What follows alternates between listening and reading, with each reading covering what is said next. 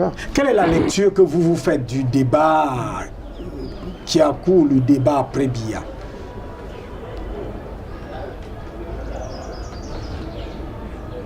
Le débat d'après Biya est un débat pour moi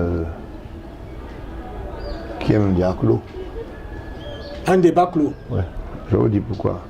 Biya déjà, en tant qu'entité institutionnelle, président le plus chef de l'État, balisait le chemin de la démocratie. Aucun Camerounais ne peut aller à Itoudissi, n'est pas passé par les urnes. Il a fait redéfinir un certain nombre de choses à travers des chambres d'homologation. Maintenant, c'est nous les acteurs et les prétendants qui devons maintenant respecter, disons, cette traçabilité, c'est tout. Mais maintenant, l'après Biya, quant à dire qu'on va faire l'échantillonnage en disant que,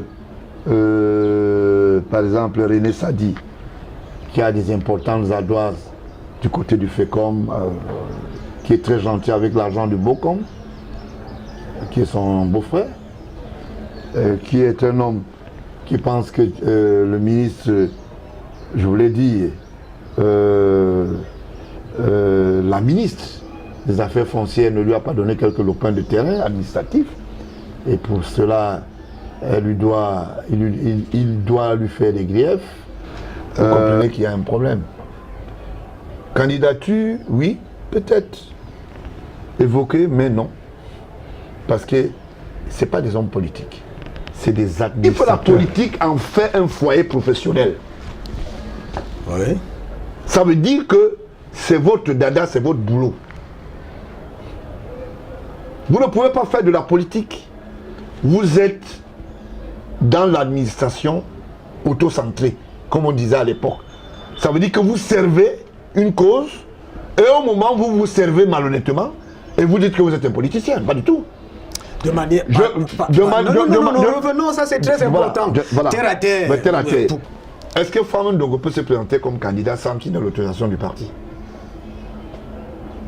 Vous répondez? C'est vous qui devez répondre.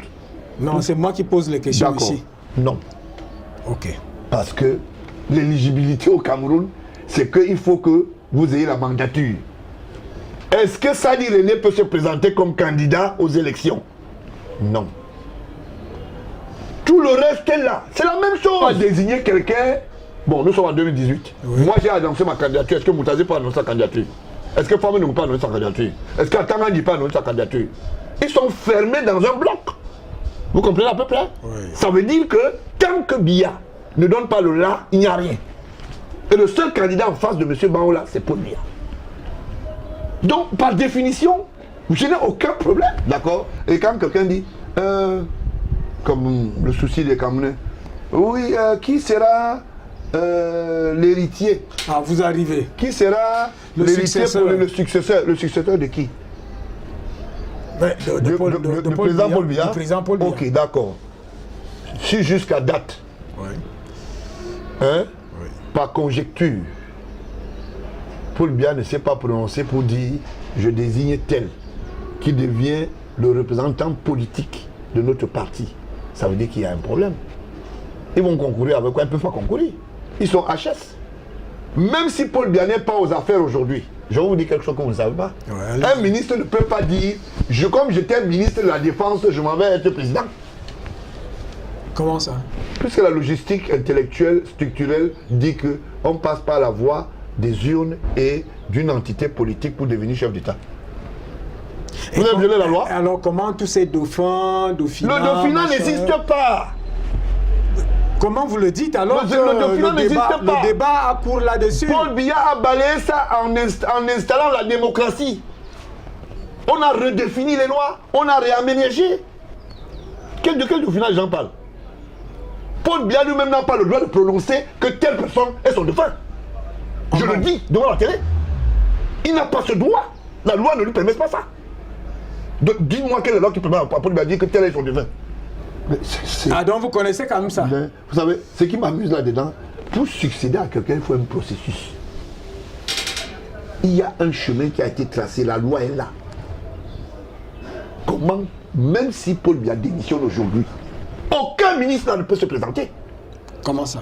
Il faut que le parti investisse. Ah, il faut l'investiture Moi, du c'est pas parti. possible ça. Mais vous comprenez pas ça? T'as obéi de cela.